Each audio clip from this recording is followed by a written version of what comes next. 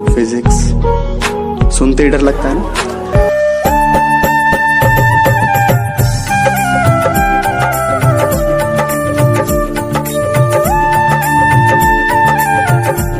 नमस्ते छात्रों, आज हम कक्षा 12 विषय भौतिक विज्ञान में आपका जो यूनिट फर्स्ट है इलेक्ट्रिसिटी यानी विद्युत, इसका आज एक मेन टॉपिक का नाम है आपका ओम का नियम।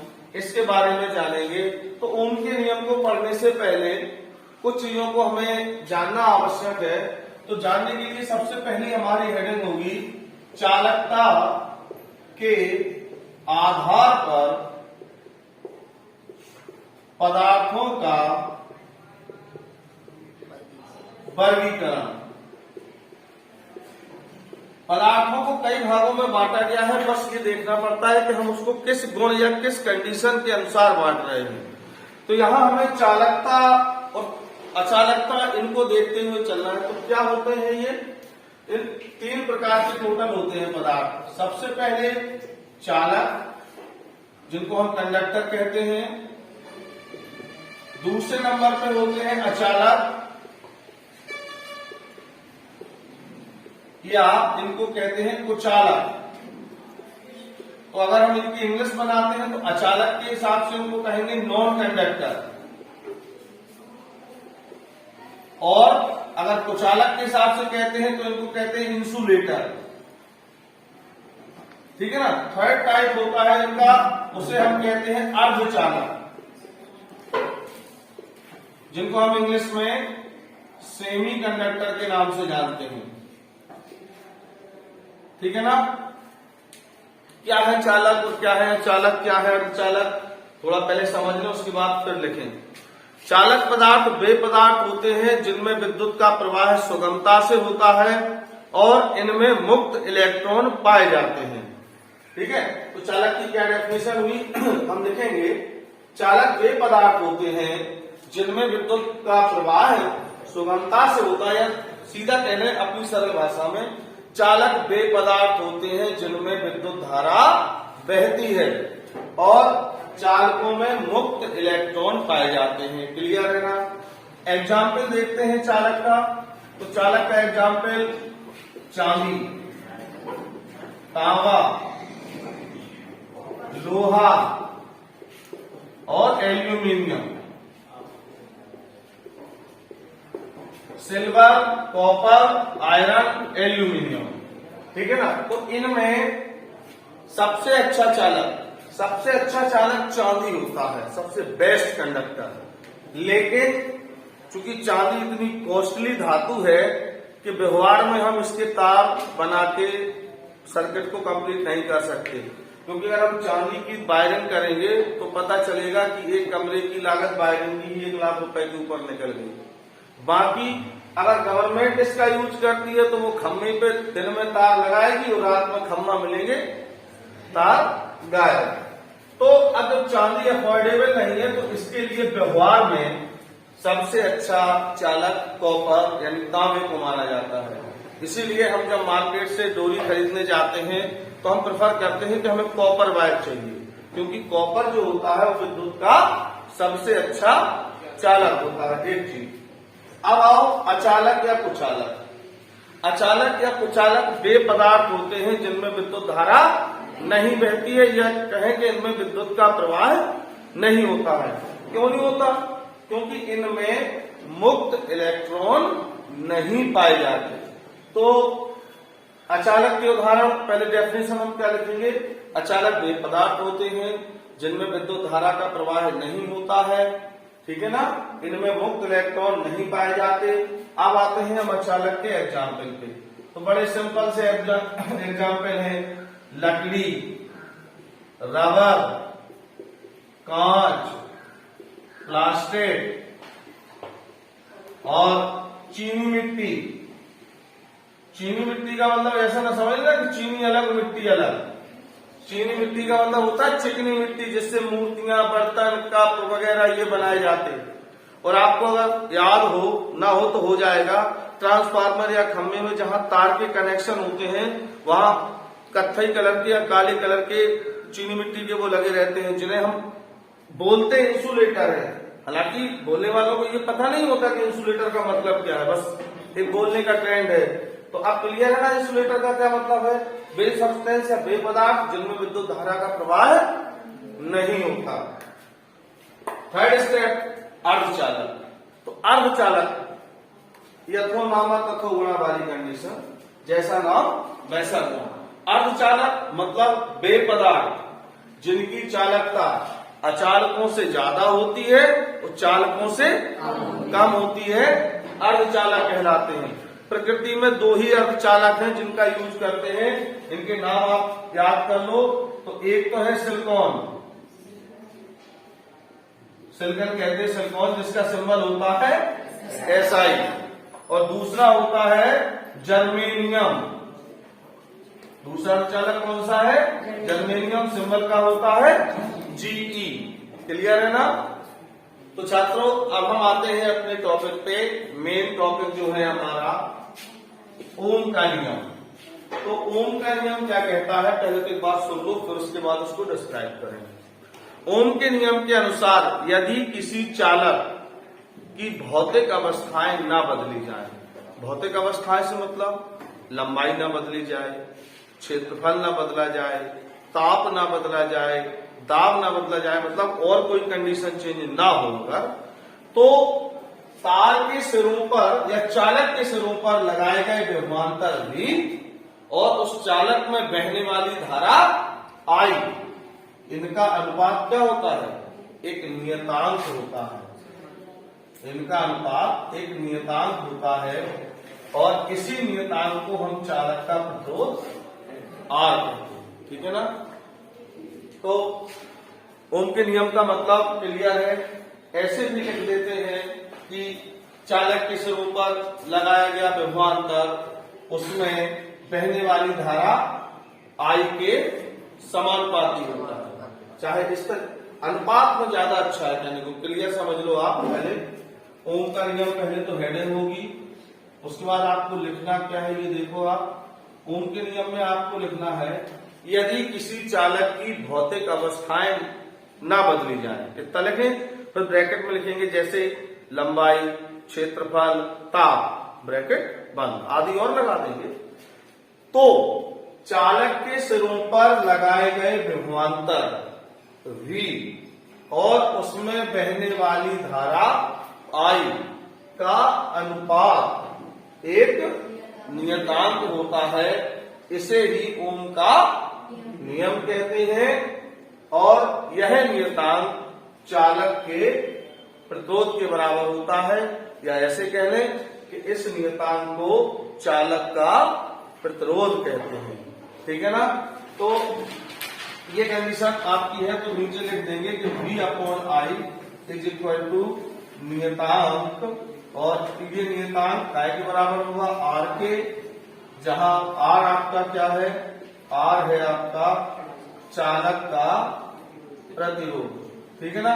अगर इसकी दूसरे तरीके से डेफिनेशन लिखना चाहें तो एक काम करेंगे हम लोग, अथवा लगा लेंगे। अथवा लगा के लिखेंगे यदि किसी चालक की भौतिक अवस्थाएं ना बदली जाएं, ब्रैकेट में जैसे क्षेत्रफल, लंबाई, ताप आदि, तो चालक के सिरों पर लगाए गए विभवांतर V और उसमें बहने वाली धारा I, चालक के सिरों पर लगाए गए विभवांतर V, उसमें बहने वाली धारा I के समानुपाती होता है। तो V समानुपाती किसके होता है? I के। जब समानुपाती का चिन्ह हटाएंगे तो एक नियतांक लग जाएगा, तो V इक्वल टू क्या हो जाएगा? I into R। तो लिख देंगे यहां R चालक का प्रतिरोध है। किसी भी तरीके से लिख लो, मतलब वही है आपका। ठीक है ना? अब इसके बाद हम देखते हैं ओम के नियम में ओमीय चालक और अनओमीय चालक क्या होते हैं। तो ओमीय चालक सिंपल वे चालक जो ओम के नियम का पालन करते हैं, ओमीय चालक कहलाते हैं। जैसे तांबे का तार, चांदी का तार, ये सब उसमें आते हैं। अब दूसरा जो है वो है आपके अनओमीय चालक। अनओमीय चालक। तो अनओमीय चालक क्या होते हैं? वे चालक जो ओम के नियम का पालन नहीं करते हैं। जो करते हैं वो ओमीय चालक और जो नहीं करते हैं वो अनओमीय चालक। तो इसमें आ जाता है एग्जाम्पल में, जैसे टॉर्च का बल्ब, डायोड, ट्रांजिस्टर, ये सब इसमें आते हैं अनओमीय चालक में। ठीक है ना? तो छात्रों अब हम अपने अगले टॉपिक की ओर बढ़ते हैं। ओम के नियम को क्लियर करने के बाद अब हमारी जो हेडिंग होगी वो हेडिंग होगी ओम के नियम का सत्यापन। तो ओम के नियम का सत्यापन हम बाद में करेंगे। पहले ओम के नियम के सत्यापन के लिए परिपथ यानी सर्किट कैसे बनता है और उस सर्किट में कितनी चीजों को ऐड किया जाता है आप उसको समझें, और इसको थोड़ा हम डिटेल में ही समझाएंगे। सर्किट में क्या होता है, सबसे पहले अगर आप कोई भी परपथ बनाएंगे, बड़ी क्लियर सी बात है कि परपथ को सप्लाई देना जरूरी है, वरना वो काम कैसे करेगा। तो सप्लाई देने के लिए हम जोड़ते हैं बैटरी। एक बैटरी जोड़ सकते हैं, दो बैटरी जोड़ सकते हैं। ये जब ऐसे डंडे से बनाए जाते हैं तो ये सेल या काय का सिंबल होता है कि बैटरी का। इसमें जो बड़ा डंडा होता है वो प्लस का होता है और जो स्मॉल होता है वो माइनस का होता है। इसी प्रकार ये प्लस का हो जाएगा और ये माइनस का। अब बैटरी जुड़ गई, तो बैटरी जब जुड़ गई तो परिपथ में जब हम सप्लाई तो दे ही रहे, तो ऐसा तो है नहीं कि एक बार बैटरी जोड़ के हमेशा सप्लाई चलती रहेगी, उसको ऑन ऑफ भी तो करना पड़ेगा। तो ऑन ऑफ करने के लिए हम लगाते हैं स्विच। क्या लगाते हैं? स्विच। तो स्विच को यहाँ जिसकी भाषा में बोला जाता है कुंजी। जैसे स्विच बोलते हैं, यहाँ क्या बोलते हैं? कुंजी। अब कुंजी के बाद चूंकि धारा के मान को घटाना बढ़ाना भी पड़ता है, घटाना बढ़ाना भी पड़ता है, तो इसके लिए हम लगाते हैं धारा नियंत्रक। जैसे रेगुलेटर होता है ना, तो रेगुलेटर काम करता है एसी में और धारा नियंत्रक काम करता है किसमें? डीसी में। इसको इंग्लिश में रियोस्टेट के नाम से जानते हैं। ठीक है ना? अब ये सर्किट हो गया कंप्लीट नीचे से सप्लाई। अब चलते हैं हमारी ऊपर, तो ऊपर की ओर चलेंगे। और जब परिपथ में सप्लाई दे रखी है तो हमें धारा मापनी है। तो धारा मापने के लिए इसमें हम एक अमीटर लगाते हैं धारा मापने के लिए, और अमीटर हमेशा श्रेणी क्रम में लगता है। तो धारा मापने के लिए हम क्या लगाते हैं? अमीटर। अब ओम के नियम का सत्यापन करना है आपको, तो पेट्रोल की आवश्यकता होगी। तो पेट्रोल की आवश्यकता होगी तो एक यहाँ लगा होता है क्या? पेट्रोल आर। एक लगा होता है पेट्रोल आर, और ये पेट्रोल आर यहाँ आके आपका परिपथ पूरा हो जाता है। अब आपको एक चीज तो क्लियर है कि धारा हमेशा धन सिरे से बहती और कहाँ जाती है? ऋण सिरे। तो धन से धारा चलेगी तो ये धारा आई, इसमें सप्लाई हो गई, तो धारा ऐसे ऐसे ऐसे ऐसे ऐसे ऐसे जाके वापस फिर से माइनस टर्मिनल में प्रवेश कर जाएगी। ठीक। अब हमने धारा का मापन कर लिया, बैटरी लगा दी सप्लाई के लिए, कुंजी लगा दी परिपथ को ऑन ऑफ करने के लिए, धारा नियंत्रक लगा दिया धारा के मान को कम ज्यादा करने के लिए। तो अब बैटरी को, सेल को या तो हम ई से प्रदर्शित कर देते हैं, नहीं क्योंकि हमें यहाँ विभव की बात करनी है तो विभव यही तो देती है, तो हम इसको वी से डिनोट कर देते हैं। ई स्टैंडर्ड सिंबल है और वी मतलब वोल्टेज से हमारा हुआ। कुंजी को हम डिनोट करते हैं किससे? के से। के फॉर कुंजी नहीं, के फॉर की। कुंजी की इंग्लिश की। धारा नियंत्रक की इंग्लिश होती है रियोस्टेट। तो रियोस्टेट की वजह से इसको हम कैसे प्रदर्शित करते हैं? RH से। अमीटर के लिए क्या बना देते हैं? A। और ये आपका है पेट्रोल। तो पेट्रोल के लिए अब हम भाई वोल्टेज भी तो नापना होगा, तो हम एक वोल्ट मीटर लगाते हैं, और वोल्ट मीटर हमेशा समांतर क्रम में लगता है। चाहते अगर जैसे हम यहाँ ऐसे जोड़ देते ये वोल्ट मीटर लग जाता, लेकिन ये श्रेणी क्रम था, और श्रेणी क्रम था तो ये गलत हो जाता। तो हम वोल्ट मीटर को कभी श्रेणी क्रम में नहीं लगाएंगे, तो वोल्ट मीटर को किस क्रम में लगाएंगे?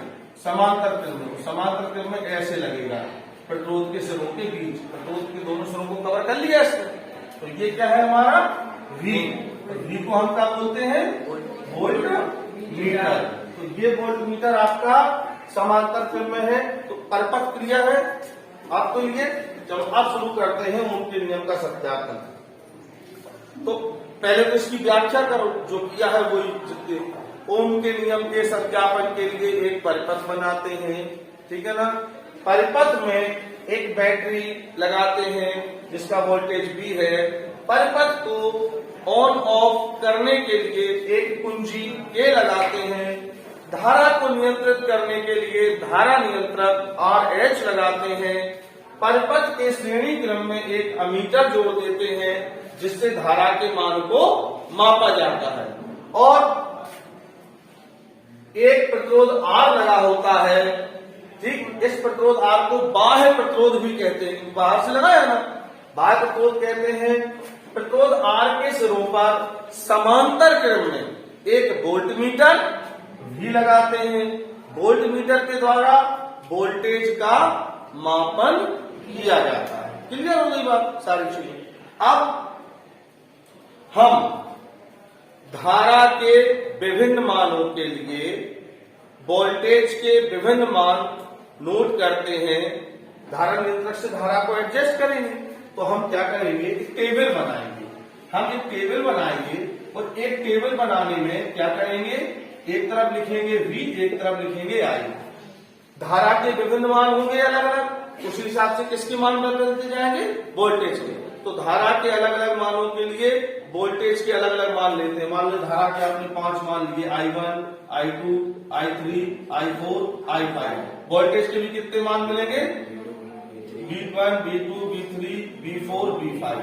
तो हम जब ये मान लेते हैं, फिर अब इसके बाद क्या लिखेंगे, मान लेने के पश्चात हम V1 अपॉन I1 का मान निकालते हैं।